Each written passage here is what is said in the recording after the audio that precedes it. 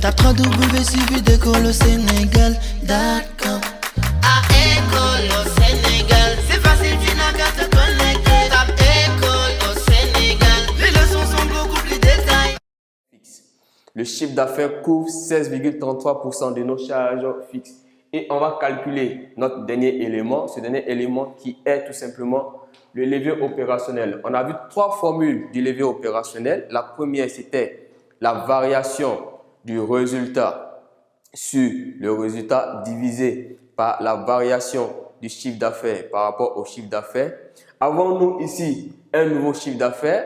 Non. Avons-nous ici un nouveau résultat? Non. Du coup, on ne peut utiliser ici normalement la formule de l'élasticité du résultat par rapport au chiffre d'affaires. La deuxième formule, on a dit que la marge, le levier opérationnel était égal à la marge de sécurité divisé par le résultat. Avons-nous un résultat? Bien sûr qu'on a ce résultat. On peut calculer notre résultat en faisant marge sur coût variable multiplié tout simplement par la quantité totale moins les charges fixes. On va obtenir le résultat. Ou en faisant 1 divisé par l'indice de profitabilité. Donc ici, on a une formule que nous pouvons utiliser. Soit nous passons par la marge de sécurité divisée par le résultat. Dans ce cas précis, on doit déterminer le résultat. Et pour déterminer le résultat, on va faire simplement la marge sur coût variable unitaire. Pour avoir la marge sur coût variable unitaire, on a dit que la marge sur coût variable unitaire était égale à 630 000. La quantité était égale à 42 000. Donc 630 000 par exemple ici. 630 000 qui représente la marge de sécurité que je divise par 42 000 qui représente la quantité totale vendue. Cela allait me donner 15. Donc ici, notre marge sur coût variable unitaire était égale tout simplement à 15. Donc pour avoir le résultat, ici résultat, égal à marge sur coût variable unitaire multiplié par la quantité totale vendue moins les charges fixes. Alors, la marge sur coût variable unitaire, on l'a calculé et pour le calculer, vous faites tout simplement la marge sur coût variable totale divisée par la quantité vendue. Donc, 630 000 divisé par 42 000, vous obtenez votre marge sur coût variable. Donc, ça fait ici 15 que multiplie ici, que multiplie 42 000 moins les charges fixes qui représentent 480 000. Donc, R va être égale tout simplement à combien? Elle va être égale à 15. Multiplié donc 630 000 moins 480 000. R égale tout simplement à 630 000 moins 480 000. Cela nous donne exactement 150 000.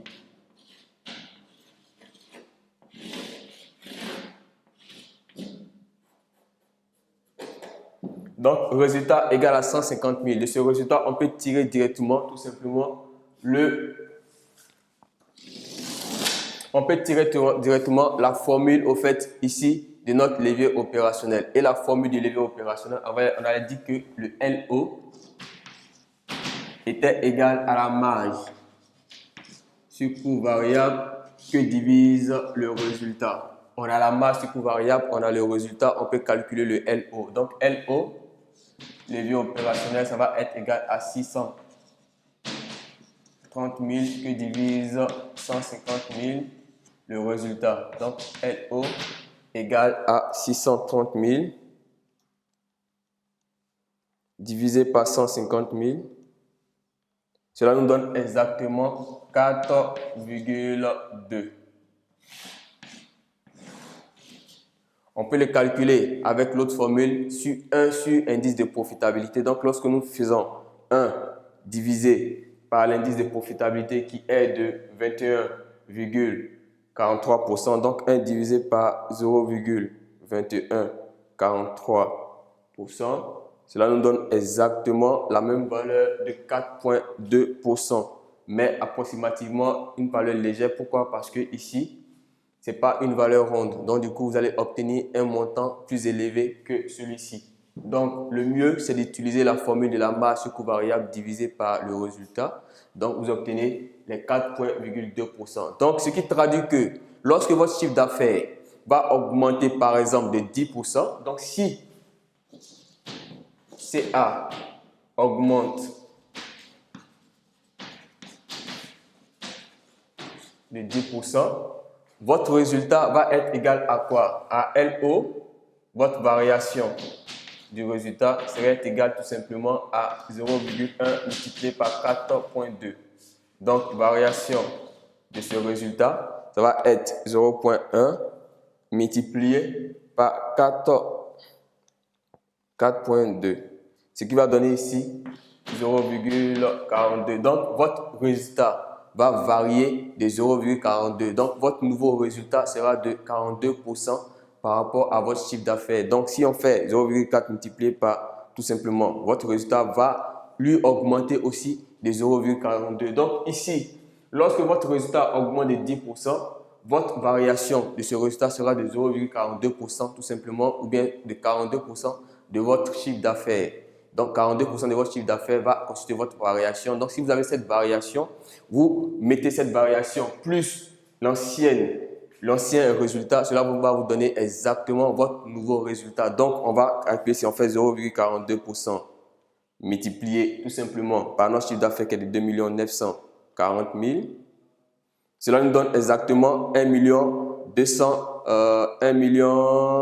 234 800. Donc, voilà ici exactement votre nouveau résultat. 1 240 000. Donc, 1 240 000, on est passé ici d'une variation de 150 à tout simplement une variation de 1 234 000. Donc, voilà un peu comment est-ce que nous utilisons les formules concernant le seuil de rentabilité. Donc, ici, on va s'arrêter par rapport au seuil de rentabilité et entamer un nouveau coût. Et ce nouveau coût est appelé au fait coût partiel. Et ce coût partiel-là, ça sera tout simplement de distinguer tout simplement les charges de structure, ce que nous appelons des charges communes, et des charges au fait normalement qu'on ne peut au fait normalement affecter. Donc, vous allez avoir ce qu'on va appeler ici une marge sur coût variable spécifique. De cette marge sur coût variable spécifique, vous allez appliquer votre charge, les charges communes, les charges fixes qui sont au fait normalement communes à toutes les activités. Et ensuite, vous allez avoir normalement ici vos charges que vous ne pouvez pas distribuer. Donc, de cela, vous allez sortir ce qu'on va appeler ici votre résultat. Donc, on va voir le nouveau coût portant sur le coût partiel. Donc, le coût partiel, encore appelé le direct costing. Direct costing qui n'est rien d'autre que les coûts variables tout simplement affectés. Tape www.suividecolosénégal.com